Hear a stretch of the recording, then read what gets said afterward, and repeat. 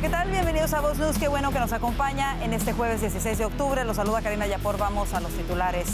El cerco militar conjunto sobre Venezuela se cierra aún más. Un especialista en inteligencia militar nos explica cómo avanza la estrategia de Estados Unidos. Y los demócratas del Senado bloquean el plan republicano por 10ª vez, provocando que el cierre se prolongue hasta la próxima semana. Además, los 3 candidatos más fuertes a la alcaldía de Nueva York se enfrentan hoy en su primer debate oficial. Estoy más en Voz News, que comienza ahora.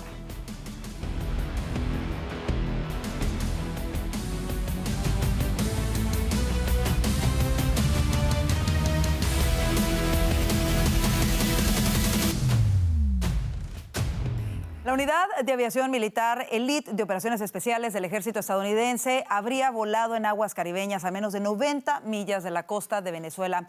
Mientras tanto, crece la presión internacional contra el régimen de Nicolás Maduro. Nuestro corresponsal, Juan Esteban Silva, nos tiene el informe desde la capital del país. Karina y televidentes de Voz News, ¿qué tal? Es un gusto, como siempre, saludarlos desde Washington. Pues mucha atención, Venezuela sigue siendo prioridad en el debate aquí en la capital de los Estados Unidos. Se ha conocido que helicópteros del Regimiento de Aviación de Operaciones Especiales, conocido como los Night Stalkers, habrían volado a menos de 90 millas del territorio venezolano como parte de una expansión de operaciones en el Caribe. Sigue todo el despliegue de la fuerza de los Estados Unidos para enfrentar el narcotráfico. Además, para la Casa Blanca es claro que hay carteles que están operando bajo la protección de un régimen ilegítimo, el de Nicolás Maduro. Medios en Estados Unidos incluso hoy han destacado la historia que señala que los hermanos Rodríguez, Jorge y Delcy, habrían presentado a Estados Unidos una propuesta para una Venezuela sin Maduro en el poder. Esas iniciativas es una revelación escandalosa. Daría la posibilidad de que Delcy Rodríguez asumiera la presidencia o la creación de un gobierno de transición con el apoyo del exministro Miguel Rodríguez. Así que hay muchas novedades en el tema de Venezuela. Miren ustedes lo que nos ha dicho hoy la portavoz de la Casa Blanca, Karoline Leavitt, sobre la situación de Venezuela. Para ella es claro que hay un régimen ilegítimo y una cabeza. Miren ustedes. To grab these boats and grab the drugs on them. That's been going on for years and years, and the drug epidemic in this country has not gotten any better. The cartels have only gotten more powerful. So the president is taking these unprecedented steps, and it's making a real impact. We are seeing less boats with lots of drugs coming into the shores of the United States of America as a result of these successful strikes, and I think the American people can expect them to continue. I think President Trump believes that Nicolas Maduro is an illegitimate president leading an illegitimate regime that has been trafficking drugs to the United States of America for far too long, and we're not going to tolerate it. Y miren ustedes lo que ha dicho el ex asesor de Seguridad Nacional, ahora embajador de los Estados Unidos ante Naciones Unidas, Mike Waltz. Illegitimate leader, convicted in the Southern District of New York, but these are designated terrorist gangs. And President Trump is going to do whatever it takes and use all the tools in the toolkit from the intelligence community, from the Department of War, and of course diplomatically to defend U.S. sovereignty against actions that are actively killing Americans. Sigue la contundencia de los Estados Unidos frente al tema de Venezuela, la guerra contra el narcotráfico. Como dato de cierre, televidentes de Voz News, les quiero contar, se ha conocido una advertencia del presidente Trump en contra de Hamás, y es que si siguen matando gente, entonces Estados Unidos va a apoyar a Israel, va a ir a matarlos directamente. Lo ha escrito el presidente de Estados Unidos, miren el mensaje. Y la segunda noticia tiene que ver con otra guerra, Rusia-Ucrania. Ha dicho el presidente de los Estados Unidos, lo ha confirmado su portavoz Karoline Leavitt, podrían encontrarse los dos en Hungría en los próximos días. Así que, por supuesto, avanza la agenda de la Casa Blanca y Venezuela sigue siendo prioridad. Es la información desde Washington para Voz News. Juan Esteban Silva. Gracias, Juan Esteban, por este reporte. Y para entender mejor el desarrollo de este operativo militar de Estados Unidos en el Caribe, hoy nos acompaña en los estudios de Voz News Jesús Romero, excomandante de Inteligencia Naval de los Estados Unidos. Bienvenido. Gracias, Karina, y muchas gracias por tenerme en tu programa el día de hoy y poder contribuir con tu audiencia. Un gusto, comandante, tenerlo con nosotros aquí en los estudios. Y vamos a comenzar con esto porque el día de ayer se da a conocer precisamente que supuestamente el presidente Trump habría autorizado a la CIA a llevar misiones dentro de Venezuela de manera encubierta. lo primero que quisiera que la audiencia comprenda ante las críticas de esta iniciativa es de dónde viene la autoridad del presidente para autorizar este tipo de operativos. Bueno, como podrás comprender, esta información viene que no se ha confirmado, ha venido pasando por medios de comunicación como el New York Times y El País, y nosotros no podemos decir de una manera u otra, sino que simplemente lo único que podemos hacer ahora mismo es especular. Así es, pero ¿de dónde se desprende esto? Entiendo que del título 50, que ha sido utilizado ampliamente por otros presidentes también, además del presidente Trump. Así es, Karina. Tú me has oído decir varias veces que el presidente cuenta con la autorización del código del título 50, que se le ofrece la ley al presidente para poder llevar a cabo operaciones para poder contrarrestar amenazas contra los Estados Unidos. Estas amenazas, estamos hablando particularmente que dentro del Código Título 50 existen 4 categorías de operaciones. La primera son operaciones clandestinas, la segunda serían sanciones y restricciones y también el cuarto sería, estuviésemos hablando de operaciones militares. Como podrás comprender, debajo del Título 50, la primera opción que tiene son operaciones clandestinas, que estos serían de los que estuviesen hablando en estos medios de comunicación. Así es. ¿Cómo podrían darse, comandante, este tipo de operaciones de la CIA en un suelo y en un terreno tan hostil como lo es ahora mismo Venezuela bajo el régimen de Nicolás Maduro? Bueno, estaríamos prácticamente hablando de operaciones como se llevaron a cabo luego de 9/11. Elementos de la CIA lograron infiltrarse adentro de Afganistán para poder perseguir a Osama Bin Laden y sus secuaces. En el caso estamos hablando de que elementos de la CIA pudiesen estar trabajando con la contraparte o los que están de oposición para llevar a cabo una oposición más robusta para poder llevar operaciones para poder contrarrestar el régimen de Nicolás Maduro y sus secuaces. Y sobre todo esto, ustedes han estado realizando un magnífico trabajo informando a través de lo que es el Miami Strategic Intelligence Institute, reportando sobre todo esto. Y en uno de esos reportes, comandante, señalas la manera en la que está actuando el general Worth a cargo de la operación conjunta en el Caribe y la describes como una operación mosaico porque involucra varios elementos. Quiero que pasemos precisamente al mapa para que nos expliques cómo funcionan estos elementos en este operativo conjunto. Así es, Karina. El teniente general Calvert Worth, quien es también el comandante de la Segunda Fuerza Expedicionaria de la Infantería de Marina, ha sido designado como el comandante de la Fuerza de Tarea Combinada que vemos ahora mismo en el Caribe. Debajo de esta operación vemos rasgos de lo que es la nueva doctrina de guerra norteamericana, donde el general ahora tiene a sus manos componentes aéreos, navales, cibernéticos, y estamos hablando de un componente que trae y demanda de ciertas agencias, de ciertos componentes militares para poder llevar a cabo lo que es la fuerza que tienen ahora de fuego para traerlo a las costas venezolanas para poder reprimir el flujo de la cocaína que sale de Venezuela hacia los Estados Unidos y también para parar el movimiento del cartel de los soles. Por supuesto. Comandante, en ese sentido vamos a entender los puntos importantes en este mapa. Tenemos el Comando Sur que está en Miami, en el sur de Florida, pero hay también varias fuertes militares de los Estados Unidos que tienen tropas listas. No simplemente estamos hablando del despliegue que hay en aguas del Caribe y en Puerto Rico, sino las tropas que también están listas. ¿Podría explicarnos un poco de cómo todo esto forma parte de esa estrategia mosaico? Por supuesto, Karina. Lo que estamos viendo ahora es que el comandante de todo lo que sucede en la área de responsabilidad del Caribe pertenece al comando del jefe del Comando Sur, que es un almirante de 4 estrellas que está en Miami. También tiene a su uso el comandante de las Fuerzas Especiales, que se radica en Tampa, tiene una fuerza de tarea interagencial en Key West, tiene también bases en Mayport, en Jacksonville, en Georgia, en Carolina del Norte y también en Virginia. Cuando nos movemos un poco más abajo en la pantalla, podemos ver que podemos contar con la base naval de Guantánamo, que es principalmente como que si fuera un portaavión. Luego pasamos hacia acá y lo que tenemos son los socios, como sería la República Dominicana, Trinidad y Tobago, y tenemos las operaciones que llevan adelante debajo del liderazgo del general Worthy desde su comando del Caribe. También tenemos a los franceses en Martinica con un grupo de tarea que se le denomina 4.4. También tenemos en Curazao a los Países Bajos, que también son socios y operan debajo de un puesto de operación adelantado que se le denomina 4.4.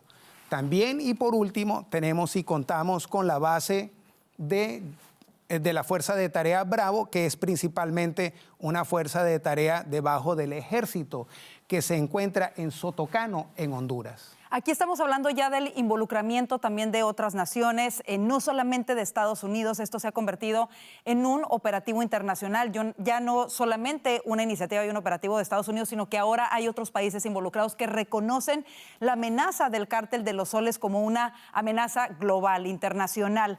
Quisiera, con todo lo que hemos visto hasta el día de hoy, ha habido nuevos hundimientos de narcolanchas en esta semana, ha habido sobrevuelos también muy cerca de las costas de Venezuela, de los aviones B-52.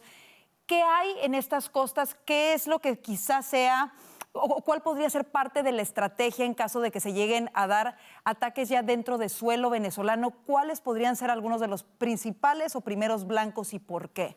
Esa es una excelente pregunta, Karina, porque los Estados Unidos ya ha llevado a cabo operaciones desde Puerto Rico, operaciones aéreas, operaciones marítimas, para establecer dominio de los dos, marítimo y aéreo. Para llevar a cabo ese tipo de operaciones, F-35, otros aviones, también estamos contando con los drones MQ-9 Reapers, que han volado hasta abajo a la costa de Venezuela para poder establecer ese dominio. También tendríamos que hablar de que no solamente las lanchas narcoterroristas que están saliendo por la costa de Venezuela en el occidente, y también estaríamos hablando de otras que están saliendo del oriente. Recientemente vimos que los franceses lograron llevar a cabo una operación de incautación donde interceptaron 7.1 toneladas de cocaína, Karina. Eso es lo importante. Y eso es lo que se está logrando hacer por parte de la Fuerza de Tarea del Caribe. Por supuesto. Hay muchos quienes critican este operativo y el uso de la fuerza que está ejerciendo Estados Unidos en este momento. ¿Qué le contestaría a ellos, incluyendo demócratas que han intentado hace apenas la semana pasada, a través de legislación, detener las acciones militares de Estados Unidos en el Caribe? A ver, vamos a ponerlo en contexto que el público pueda comprender. Claro. El año pasado fiscal de los Estados Unidos, que comprende del 1 de octubre del 2024 al 30 de septiembre del 2025, se llevaron a cabo operaciones por toda parte del Caribe y también del Pacífico. Y en el mejor momento de nosotros, logramos incautar 420 toneladas de cocaína. A pesar de ese esfuerzo, no se logró afectar las organizaciones transnacionales que están operando todavía aún, y a pesar de los hundimientos de las 5 lanchas narcoterroristas, todavía están tratando de llevar la droga hacia los Estados Unidos. Así es, o sea que de verdad se requiere acciones de mayor dimensión como las que está ejecutando en este momento Estados Unidos. Finalmente, llama la atención esta semana que tanto Gustavo Petro, presidente de Colombia, como la presidenta de México, Claudia Sheinbaum, han anunciado que no acudirán este año a la Cumbre de las Américas en apoyo a Venezuela, Nicaragua y Cuba. ¿Qué le dice esto? Bueno, a mí me llama muchísimo la atención la posición de estos dos jefes de Estados, considerando de que la droga, la cocaína, se produce en Colombia, sale y transita hacia Venezuela. De Venezuela vemos que salen por partes aéreas y partes marítimas destinadas a los Estados Unidos por medio de las costas de Centroamérica y México. En estos dos casos tenemos dos presidentes izquierdistas que han demostrado no querer colaborar y ayudar al presidente de los Estados Unidos para poder interrumpir el flujo de este narcotráfico que llega a las casas de nosotros aquí en los Estados Unidos. Por supuesto, es una postura que llama muchísimo la atención y por supuesto creo que aún más la postura de la presidenta de México, dado lo que representa el ser vecino de los Estados Unidos y donde debería de haber esa alianza para el combate al tráfico de drogas. Interesantísimo comprender cómo está desarrollándose todo este movimiento militar en el Caribe. Muchísimas gracias, comandante Jesús Romero, por explicárnoslo y por estar con nosotros el día de hoy. Por supuesto, Karina, un placer. En otras cosas, en Washington, el cierre del gobierno entra en su día 16, mientras los demócratas del Senado bloquean por 10ª vez los intentos republicanos de reabrirlo. A pesar de que la Cámara de Representantes aprobó una resolución continua para mantener el gobierno abierto hasta el 21 de noviembre, los demócratas insisten en condicionar cualquier avance en negociaciones sobre los subsidios del Obamacare y la participación directa del presidente Donald Trump. El líder republicano del Senado, John Thune, reafirma su compromiso de seguir sometiendo la resolución a votación, acusando a los demócratas de mantener como rehenes a miles de empleados federales, tropas y agentes de seguridad. Mientras tanto, los legisladores abandonan el Capitolio tras solo 3 días de trabajo, prolongando el estancamiento hasta la próxima semana. Y el presidente Donald Trump pidió que San Francisco sea la próxima ciudad en el país en la que las fuerzas federales de seguridad concentren su atención. Trump aseguró que los operativos contra el crimen en otras ciudades importantes del país han terminado siendo un éxito lo suficientemente sólido como para considerar que la ciudad californiana también pueda ser recuperada y reducir considerablemente sus índices de criminalidad, los cuales llevan años en altas cifras. Durante una rueda de prensa en el despacho Oval, Trump explicó que uno de sus mayores objetivos como presidente es lograr que todas las ciudades del país sean seguras. San Francisco fue la primera que nombró. Y escuche esto, hoy en la noche se llevará a cabo el primer debate oficial para la alcaldía de Nueva York. Ayer, el candidato que lidera en las encuestas, Zohran Mamdani, ofreció una entrevista a la cadena Fox. Vanessa Vallejo nos hace un resumen de sus declaraciones más importantes y cómo avanza esta carrera electoral en Nueva York. Zohran Mamdani, el candidato demócrata a la alcaldía de Nueva York, continúa con una amplia ventaja en las encuestas y esta noche tendrá su primer debate oficial. Ayer tuvo una entrevista en Fox News en la cual tocó varios de los temas más polémicos. Mamdani insistió en que su punto central es hacer la ciudad más barata para que la gente pueda vivir con dignidad. El candidato también ofreció una disculpa pública hacia los miembros de la policía de Nueva York por comentarios que hizo en el pasado en los que había calificado a los miembros de la policía como racistas y como, abro comillas, una amenaza grave para la seguridad pública, cierro comillas. Señaló Mamdani que su intención ahora es trabajar con los oficiales y dijo que sus comentarios del 2020 ocurrieron a raíz de las protestas por la muerte de George Floyd. En uno de los momentos más importantes de la entrevista, Mamdani se tomó un momento para mirar a la cámara y enviar un mensaje directamente al presidente Donald Trump. Veamos lo que dijo. And I just want to speak directly to the president, which is that I will not be a mayor like Mayor Adams who will call you to figure out how to stay out of jail. I won't be a disgraced governor like Andrew Cuomo who will call you to ask how to win this election. I can do those things on my own. I will, however, be a mayor who is ready to speak at any time to lower the cost of living. That's the way that I am going to lead this city. Otro de los intercambios que han llamado la atención fue cuando le preguntaron por el primer ministro israelí Benjamín Netanyahu y Mamdani confirmó lo que ya había dicho antes, que si fuera electo alcalde cumpliría con una orden de arresto del Tribunal Penal Internacional que hay en contra de Benjamín Netanyahu y que lo haría cumplir en caso de que el primer ministro israelí pisara Nueva York. Y por supuesto, otro de los temas fundamentales fue el de los impuestos. Cuando le preguntaron cómo iba a pagar todas las cosas que promete gratis para los neoyorquinos, volvió sobre su idea de poner impuestos a los ricos. Veamos lo que dijo.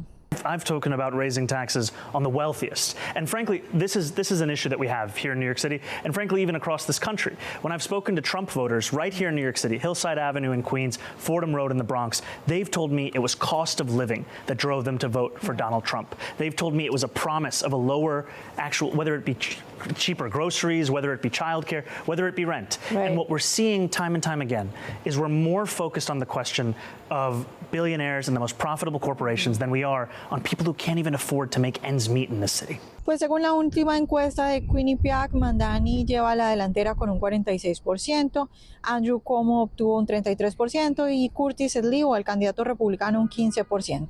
En la encuesta de Quinnipiac, el mayor apoyo a Mamdani se encuentra entre los siguientes grupos. Entre los demócratas un 60%, entre los votantes asiático-americanos un 67%, entre los votantes de 18 a 34 años 62% de apoyo y entre los votantes que no se identifican como pertenecientes a ningún partido religioso consiguió un apoyo del 69%. Pues faltan apenas unas pocas semanas para las elecciones. Ya veremos si Mamdani efectivamente logra ganar la alcaldía con esa amplia ventaja que tiene o si ocurre algo en las últimas semanas o en los últimos días que permita que el segundo en línea, que en este momento es el exgobernador Andrew Cuomo, le arrebate el triunfo a Mamdani.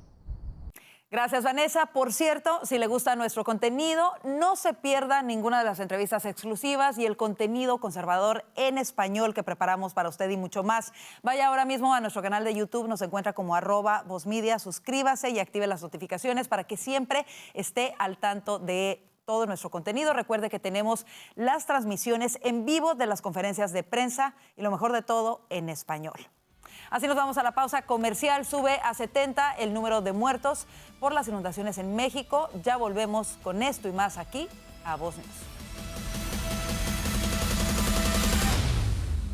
Cuidar tu corazón no tiene que costarte una fortuna. Con Voz Salud tienes consultas médicas ilimitadas, análisis de laboratorio con descuento y más de 400 medicamentos, incluyendo los que controlan la presión arterial y el colesterol, totalmente gratis. Todo desde solo $1 al día. Visita salud.voz.us y cuida tu corazón sin estrés.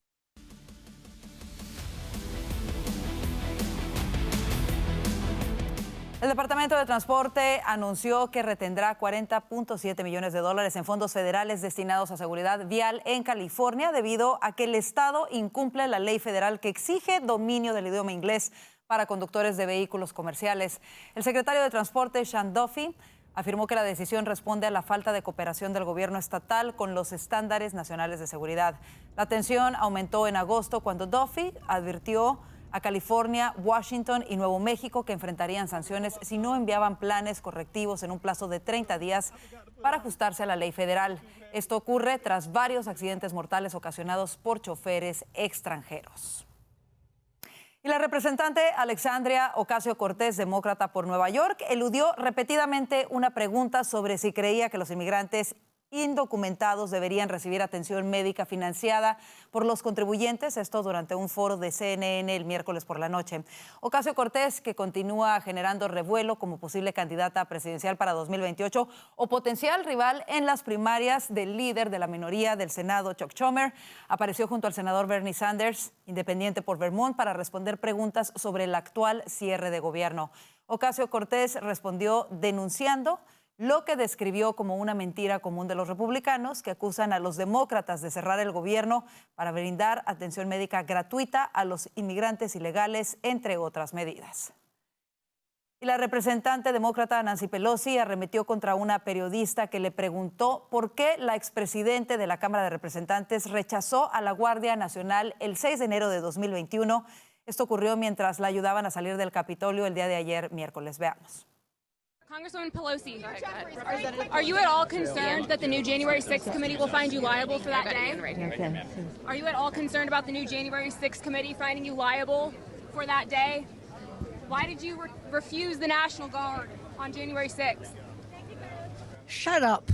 I did not refuse the National Guard. The president didn't send it. Why are you coming here with Republican talking points as if you're a serious journalist? The American people want to know. We still have questions. Thank you. Pelosi, demócrata por California, que estaba agarrada del brazo de un asistente mientras caminaba con cautela por las escaleras del Capitolio. Rápidamente, como lo vio, se dio la vuelta, señaló con su dedo la cara de la reportera y pareció enfurecerse ante la sugerencia de que un nuevo comité liderado por republicanos que investiga el motín podría señalarla como responsable. Y escuche esto, un inmigrante ilegal venezolano y miembro del Tren de Aragua se declaró culpable de posesión ilegal de armas de fuego y de conspirar para destruir evidencia después de publicar fotografías y videos de sí mismo con armas en las redes sociales. Según documentos judiciales, Cristian Ortega López, de 23 años, ciudadano venezolano, ingresó ilegalmente a los Estados Unidos el 15 de diciembre de 2023 y fue liberado en espera de proceso de deportación. Ortega López vivía en casa de Joel Cano, un juez federal de Nuevo México. En enero, investigadores de Seguridad Nacional recibieron una denuncia anónima de que Ortega López, presunto miembro del Tren de Aragua, vivía en Las Cruces y estaba en posesión de armas de fuego. Ortega López se declaró culpable de posesión ilegal de un arma de fuego y municiones y conspiración para alterar pruebas y podría enfrentar hasta 20 años en prisión.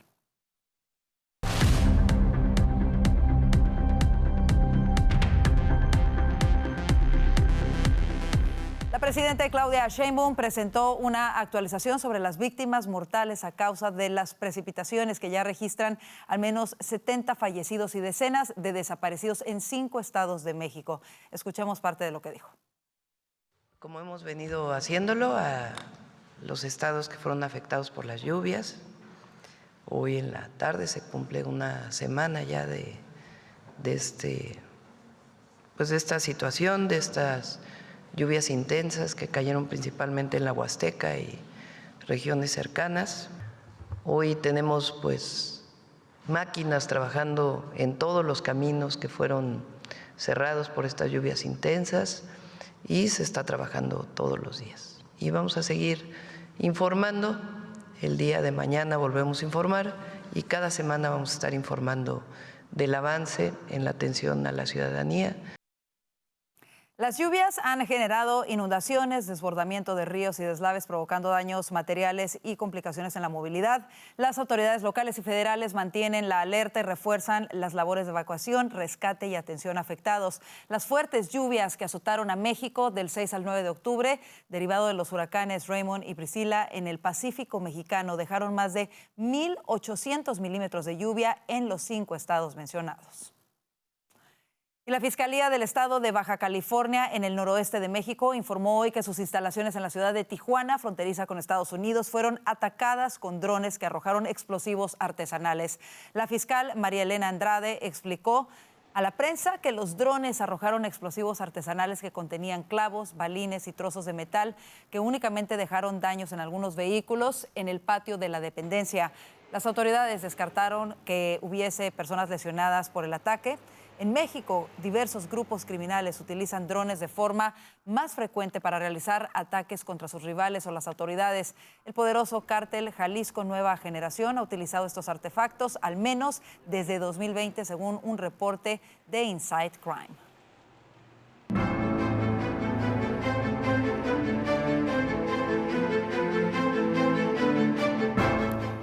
Al menos un muerto y más de 100 heridos dejaron los enfrentamientos que estallaron la noche del miércoles en el centro de Lima, Perú, durante una protesta masiva liderada por jóvenes contra el Congreso y el gobierno recién instalado.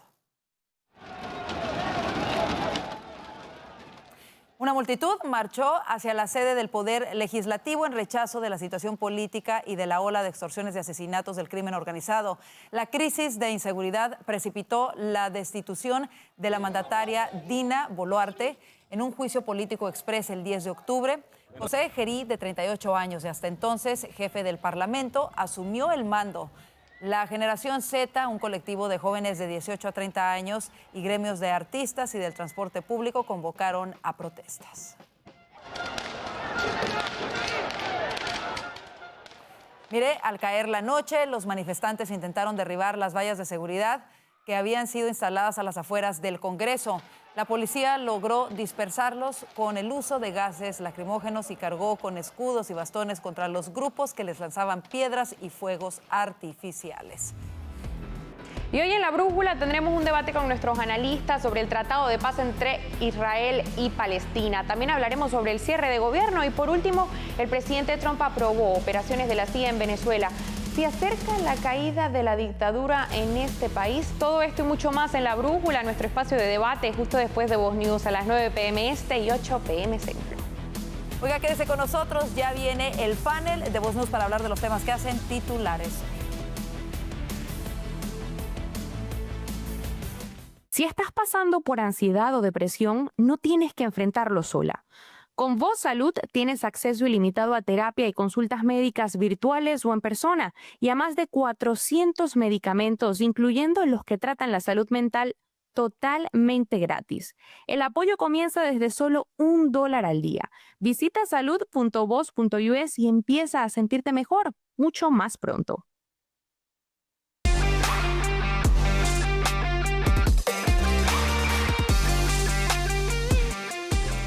Helicópteros de operaciones especiales de Estados Unidos amplían la misión en el Caribe, menos de 90 millas de las costas de Venezuela. Las aeronaves participaban en ejercicios de entrenamiento que podrían servir como preparación en caso de un conflicto armado ampliado en contra de narcotraficantes que inundan a los Estados Unidos con drogas. Para analizarlo, le damos la bienvenida a nuestros analistas. Hoy nos acompañan Vanessa Vallejo, analista político de Voz, Orlando Avendaño, periodista y analista político de Voz, y Silvio Canto Jr., analista político. Bienvenidos y comenzamos con esto que sigue acaparando titulares. ¿No es este despliegue de helicópteros de operaciones especiales una señal necesaria de fortaleza frente a la creciente amenaza del narcotráfico en el Caribe, especialmente considerando la inestabilidad del régimen venezolano? ¿Cómo lo ves tú, Orlando? ¿Le añade al despliegue de fortaleza de los Estados Unidos? Bueno, la inclusión de estos helicópteros, entre ellos los Little Birds, ya marcan un tono muy diferente a lo que hasta ahora se había reportado como una operación antinarcóticos de interdicción o de eliminación de vías del narcotráfico o lanchas que estaban traficando cocaína. La aparición de estos helicópteros a 90 millas de Estados Unidos, propiamente, en Trinidad y Tobago, lo que asoma es una operación muy diferente a simplemente neutralizar vías de narcotráfico. Estos helicópteros son famosos, la película Caída del Halcón Negro, todos la vimos, lo que significó el helicóptero. Todos también tenemos un poco en la memoria la operación contra Osama Bin Laden. Para eso se utilizan esos helicópteros. Es para operaciones especiales, rápidas, precisas, quirúrgicas, que nuevamente no tienen nada que ver con simplemente interdicciones, interceptaciones o neutralizaciones de vías del narcotráfico en el Caribe. Así que, de hecho, el reporte que saca el Washington Post, según una exclusiva en la que identificó los helicópteros, lo que asoma es que podría haber operaciones en marcha o planeadas de incursión en territorio venezolano con tropas estadounidenses para objetivos quirúrgicos precisos. Podríamos especular. Eso podría ir desde extracciones de ciertos funcionarios del régimen de Nicolás Maduro hasta la neutralización del mismo Nicolás Maduro. Y bueno, esto evidentemente está sobre la mesa, incluso cuando reportábamos el día de ayer que el presidente habría aprobado misiones encubiertas también por parte de la CIA en suelo venezolano. Obviamente a uno le hace pensar en todas estas posibilidades y el tipo de operativos que se pueden llevar a cabo, no solamente por parte de los militares, sino en este caso también de la CIA.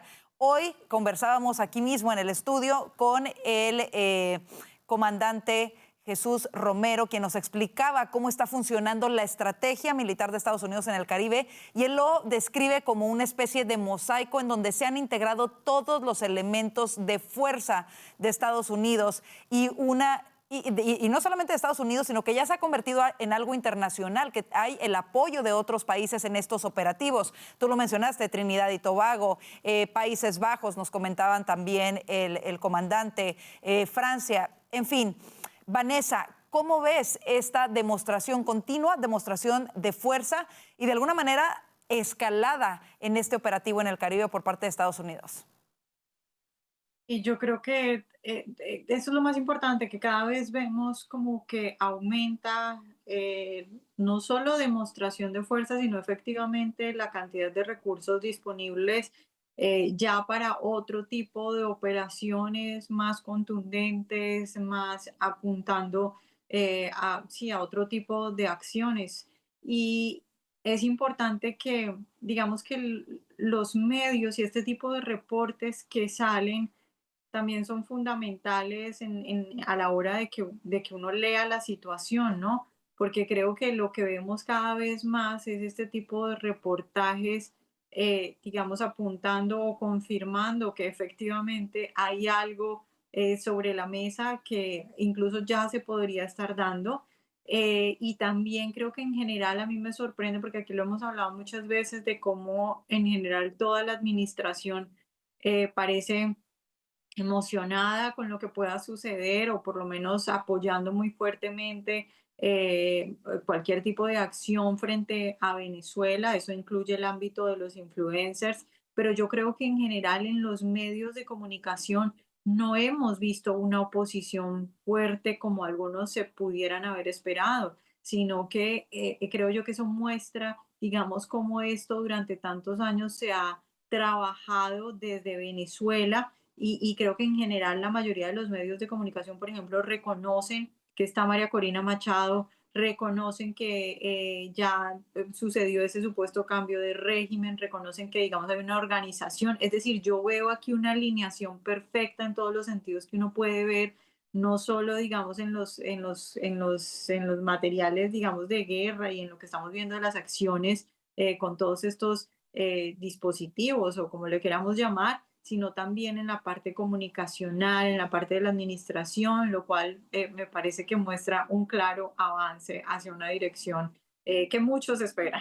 Claro, a mí me parece muy interesante la estrategia que plantea el comandante Romero, de que Estados Unidos está manejando con esta estrategia mosaico, con este despliegue mosaico, y de que Estados Unidos cambió la estrategia y entendió que su defensa nacional comienza mucho más allá de las fronteras de su territorio. Y es lo que estamos viendo ahora. Por eso Estados Unidos pasó de estar a la defensiva a una ofensiva, como lo estamos viendo, frontal en contra de estas organizaciones narcoterroristas. En ese sentido, ¿cómo responder a quienes critican al presidente Trump por estas maniobras, empezando por los demócratas que han intentado detenerlo incluso por medio de legislación, Silvio? Bueno, como siempre, gracias por la invitación. Mira, yo explico lo de los demócratas tan simple como que ellos siempre tienen que criticar a Trump. Digo, yo creo que yo lo reduzco a eso. No hay mucha crítica seria contra Trump, porque una de las cosas creo que Orlando o Vanessa dijo es que Maduro ha llegado a un punto en que nadie en realidad quiere estar al lado de Maduro. Todo el mundo entiende que Maduro es una persona que hay que sacar del poder. Él se robó las elecciones y eso le hizo muchísimo daño a él, a su propio prestigio a nivel internacional. Si él hubiera ganado estas elecciones en serio, hubiera sido más difícil esta operación. Además, arriba de eso, tienes el factor de las drogas, en el cual él está metido de pie a cabeza, ¿no? Como dicen. Entonces yo creo que lo que está pasando es que los días se les están contando, están contados para Maduro. Y yo, a cada rato me dicen venezolanos que me vieron por aquí, en una idea del alcance que ustedes tienen como Voz Media. Y si yo estuviera hablando con los mexicanos, o perdón, con los venezolanos, les dijera que compren una botella de champán y la pongan en el refrigerador. Yo me acuerdo con los cubanos, yo vine con mis papás aquí cuando yo era un muchacho, y eso es lo que hacían los cubanos. La diferencia es que los cubanos nunca pudimos abrir esa botella de champán, por razones complicadas, como ya sabemos.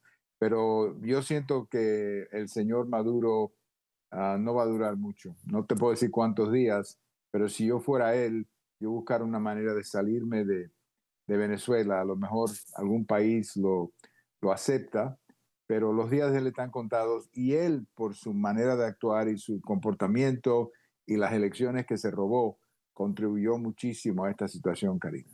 Así es, ahora tiene toda la presión sobre él, por como tú lo dices, fueron los propios venezolanos quienes escogieron un cambio hace un año, un cambio que no se ha podido ejecutar debido a este narcorrégimen que está ahora instalado en Venezuela y que esperemos que no le quede tanto. Rápidamente quisiera preguntarle a Orlando sus impresiones, porque Colombia y México anunciaron que no irán a la Cumbre de las Américas en apoyo a Venezuela, Cuba y Nicaragua. ¿Cómo lo ves, Orlando? Bueno, ahí te das cuenta de cuál comprometido están estos países con la estructura del crimen organizado y el narcotráfico en Latinoamérica. Desafortunadamente, el caso de Colombia es un caso perdido, y el caso de México parece serlo.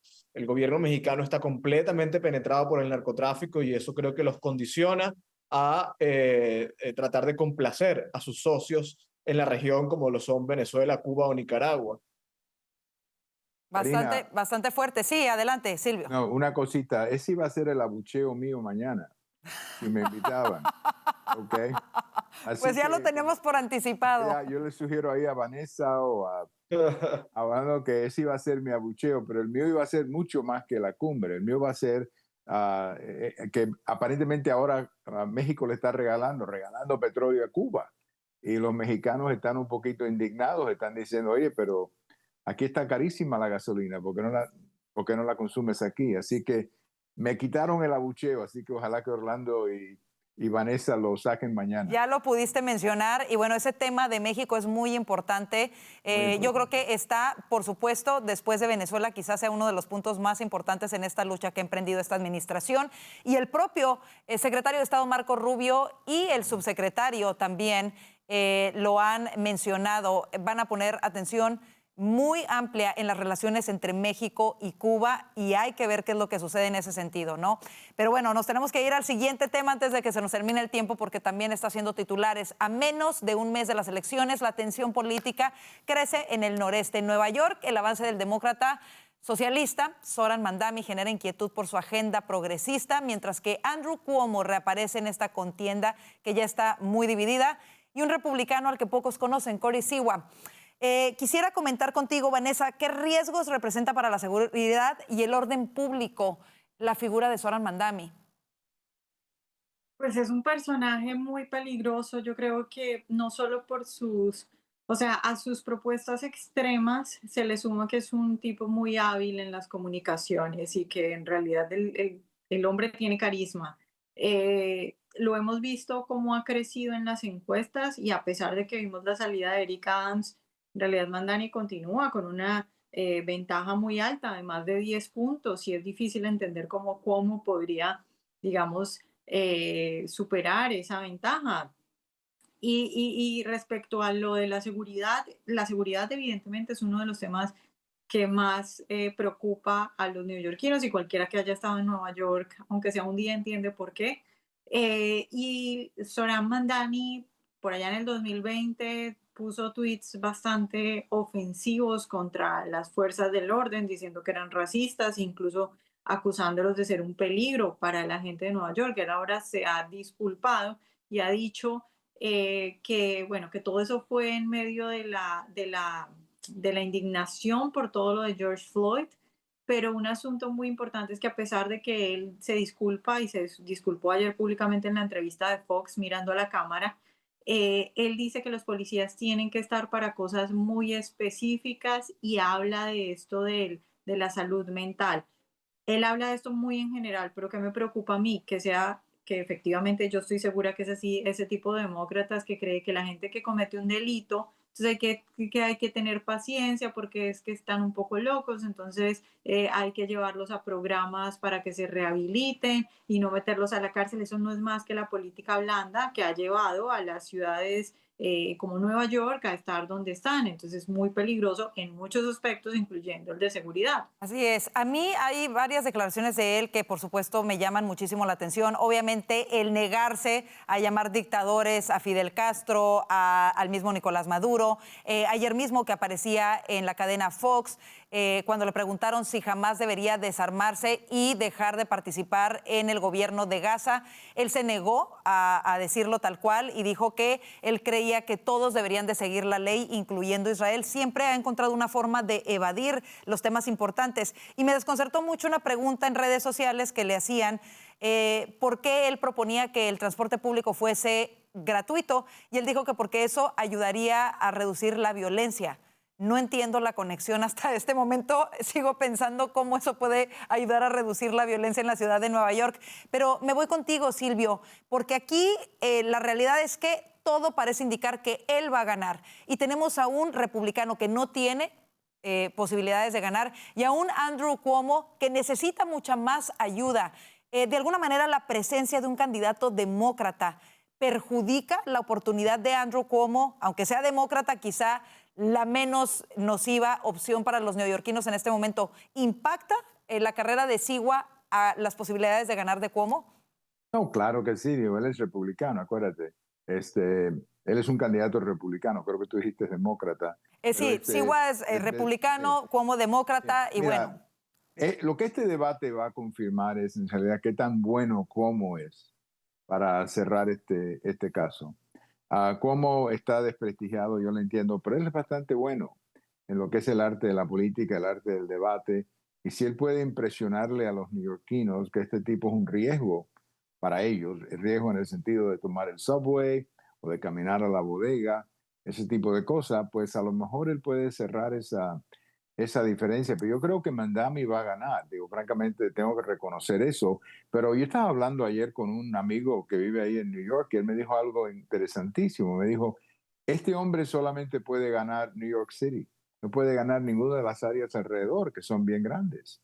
Y eso te da una idea del riesgo político que él representa, y como dice en inglés, el liability, que él representa al Partido Demócrata. Por ejemplo, en New Jersey, la señora demócrata que está aspirando a gobernadora no lo ha endorsado. Ella dice, bueno, no, yo estoy aspirando a gobernadora de New Jersey, no tengo nada que ver con New York. Bueno, ok, está bien. Esa es una buena respuesta, pero eso también me dice a mí cuál es el otro riesgo de este señor Mandani. Si él gana, él se va a convertir la cara del Partido Demócrata, Karina. Y al parecer, el expresidente Obama ya también le ha brindado su apoyo. Corríjanme si estoy equivocada, pero me parece bueno, pero lo que pasa es haberlo yo tengo escuchado. yo tengo un artículo sobre eso mañana. Obama no es muy bueno para sacar votos. Okay, Obama ahora está tratando de sacar votos en Virginia y a New Jersey ni lo van a enviar ahí, porque ahí sería un desastre, ¿no? Ahora, en ese sentido, quiero tocar este punto antes de que nos tengamos que ir a la pausa, y es que la más reciente encuesta de Quinnipiac muestra que Mandami tiene una amplia ventaja sobre ambos, sobre Cuomo y sobre Sigua. ¿Podría todavía de último momento, estamos a menos de un mes, darse una alianza entre el republicano y Cuomo para, entre los dos, ganarle a Mandami, Orlando? ¿Cómo lo ves? Podría ocurrir. Hasta ahora no hay indicios de que eso vaya a ocurrir. Sliwa se mantiene en la contienda. Cuomo pues, no parece estar recabando demasiados apoyos y demasiados esfuerzos. Pero yo no creo que aún ocurriendo eso vaya a ser determinante. A este punto, y es muy triste aceptarlo, yo creo que no hay mucho que hacer. Solo un milagro podría salvar a la ciudad de Nueva York. Así es, y bueno, esta noche se va a llevar a cabo este debate que, por supuesto, mañana les vamos a traer todo lo más sobresaliente. Esperemos a ver qué sucede esta noche y así nos vamos a la pausa comercial. Quédese con nosotros, ya volvemos con más del panel de Voz News. Si vives con diabetes tipo 2, lo último que necesitas es otra factura costosa. Con Voz Salud tienes atención médica ilimitada, laboratorios con descuento y medicamentos gratis, incluyendo insulina, para que puedas cuidar tu salud sin afectar tu bolsillo. Todo desde solo $1 al día. Visita salud.voz.us y toma el control de tu salud.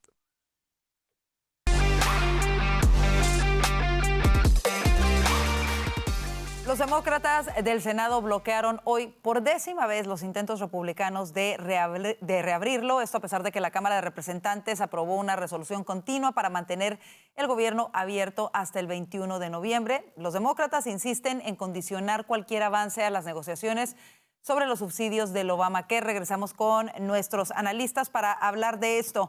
Y ha sido muy interesante ver cómo los demócratas quieren voltear la tortilla, decir que es un cierre de los republicanos, cuando ya ha sido aprobada por los republicanos, donde sí tienen dominio completo en la Cámara de Representantes, la resolución continua que permite la extensión del financiamiento que los demócratas ya habían aprobado, simplemente mientras se ponen de acuerdo en estos puntos duros. Hago énfasis porque aún así hay influencers, hay periodistas diciendo lo contrario en las redes sociales, en los medios de comunicación, diciendo que este es un cierre de los republicanos y del presidente Trump. No es así. Hoy por 10ª vez votaron los demócratas para mantener el gobierno cerrado. Me voy contigo, Vanessa, porque ha sido además muy interesante ver los pretextos que han puesto los demócratas en torno a ello. Y ayer lo vimos en un foro que llevaron a cabo en CNN Alexandria Ocasio-Cortez y el senador Bernie Sanders. ¿Qué nos puedes decir de ello? A mí lo que me pareció más interesante de este intercambio de Bernie Sanders y Alexandria Ocasio-Cortez en CNN es la posición desde la que ellos hablan, sobre todo Alexandria Ocasio-Cortez. Hay un momento en el que ella dice, los republicanos tienen que negociar, yo estoy aquí disponible para negociar, Bernie está disponible para negociar. Es decir, ella es una congresista, ella no es ni siquiera la líder de los demócratas en la Cámara de Representantes. Las discusiones se están dando en el Senado. ¿Por qué ella sale y dice aquí estoy para negociar? Porque evidentemente ella es la que está poniendo las cláusulas de toda esta revuelta, y lo decía esta mañana en su conferencia de prensa que está teniendo diaria, el speaker Mike Johnson decía quien está corriendo o quien está llevando las riendas del Partido Demócrata, ustedes saben quiénes son y los vimos ayer en el Town Hall de CNN, refiriéndose a Alexandria Ocasio-Cortez y a Bernie Sanders, que por supuesto repitieron que ellos no creían en el presidente Trump, que ellos no creen en su palabra, entonces que ellos necesitan la firma del presidente Trump comprometiéndose a las peticiones, sobre todo en materia de salud, que están haciendo los demócratas, que en realidad, como también lo ha dicho el speaker, es una lista de deseos socialistas, que la condición para que se reabra el gobierno es que el presidente Trump firme, porque ellos no creen en las palabras de los republicanos. Pero efectivamente, repito, lo que más me impresionó a mí es que ya Alexandria Ocasio-Cortez habla desde la autoridad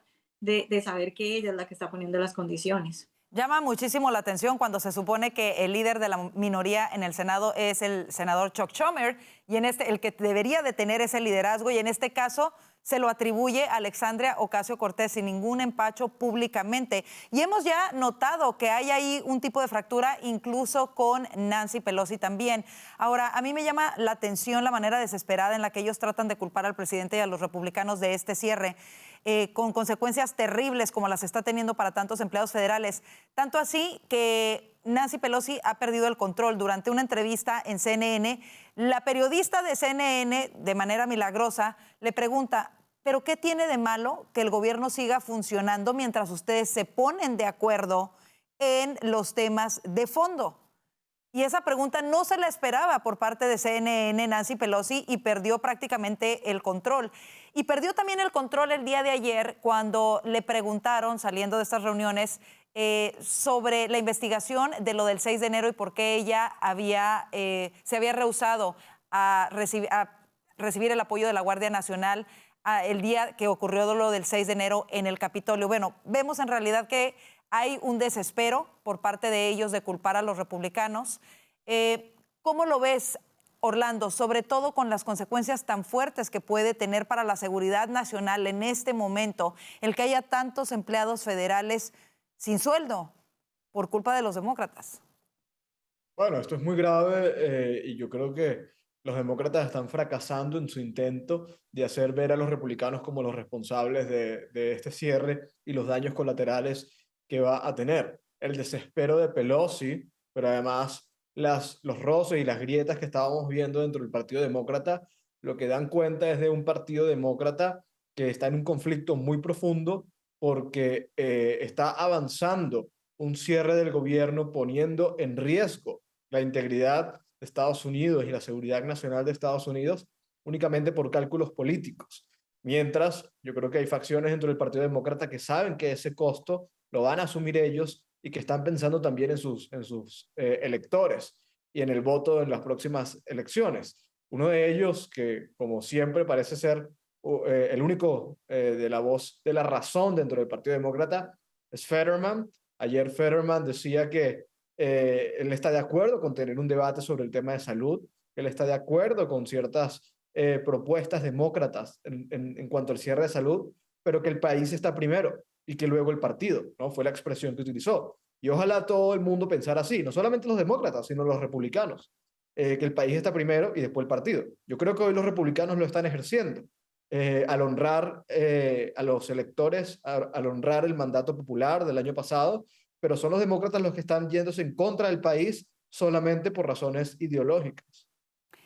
Es así, y bueno, muchos republicanos han señalado a los demócratas de tener como rehenes a los empleados federales por estarles deteniendo su pago en realidad.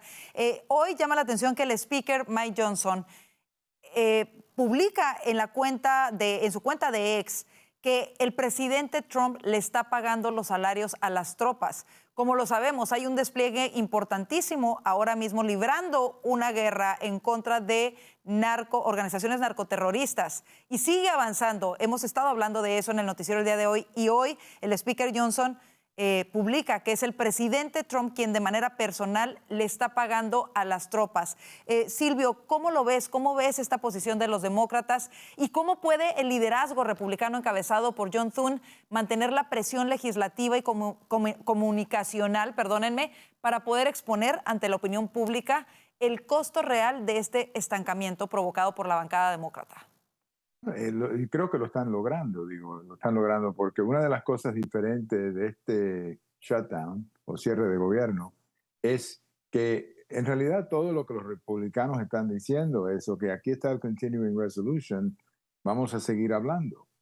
Y eso es tan simple como yo creo que el pueblo americano entiende esa explicación mucho mejor que ponerse a estar diciendo, no, hay que hacer esto, hay que hacer lo otro. Entonces, desde el punto de vista de presentación, esta presentación de los republicanos esta vez, yo creo que francamente es mucho más inteligente simplemente en venderle la idea a los americanos, que me imagino que muchos de ellos se sientan ahí y están viendo esto en la televisión y están diciendo, ok, pero ¿por qué es que esta gente no puede negociar? Y yo creo que mucha gente siente eso, yo lo siento, yo creo que es bastante irresponsable decir, yo voy a cerrar el gobierno y pues, si no me das lo que yo quiero, yo voy a cerrar el gobierno. Bueno, hay que recordarle a los demócratas que eso se decidió en las elecciones. En las elecciones se decidió eso. Así es. Y lo que ellos tienen que hacer es regresar y a ver de qué manera se pueden resolver algunas diferencias que hay. Todo lo de Obamacare también es puro show, porque lo de Obamacare no se vence hasta final de año y en realidad ellos no tienen ninguna solución para Obamacare. Así es. Eso va a ser bien complicado. Así que yo siento que los republicanos están ganando esta guerra política, si lo quieres, no política, pero de comunicación mediática. Exacto, porque lo que ellos dicen es mucho más fácil de entender. Si tú eres una persona, no sé, en cualquier lugar y tú dices, bueno, esta gente quiere seguir negociando y esta gente no quiere seguir negociando, yo creo que la gente prefiere que sigan negociando para que no tengan los problemas que estás teniendo. Ahora te voy a decir una cosita más, y es que yo no sé si los demócratas se imaginaron lo que está pasando con todos estos cortes de programa, porque se están cortando un montón de programas que no van a regresar. Así es. Y es cierto que muchos empleados van a regresar a su trabajo, pero la gente que están cortando ahora no va a regresar. Entonces yo siento como que a lo mejor ellos no tomaron en consideración que Trump iba a hacer una cosa como esa, Karina. O quizás su agenda política, ideológica, es más importante para ellos que las consecuencias y el impacto que esto está teniendo en miles de ciudadanos estadounidenses, muchos de ellos empleados federales. Se nos terminó el tiempo, así nos despedimos. Gracias Orlando Avendaño, Silvio Canto Jr. y Vanessa Vallejo por ser parte del panel de Voz News el día de hoy, y gracias a usted por su confianza. Antes de despedirnos, vaya de inmediato a nuestro canal de YouTube, nos encuentra como @VozMedia. Suscríbase, active la campanita para que le lleguen las notificaciones de todo el contenido nuevo que tenemos para usted. De esta manera nos ayuda a seguir creciendo. Aquí están también nuestras redes sociales por donde nos puede contactar de manera directa. Gracias, que tenga excelente noche y si Dios lo permite, le esperamos mañana. Bendiciones.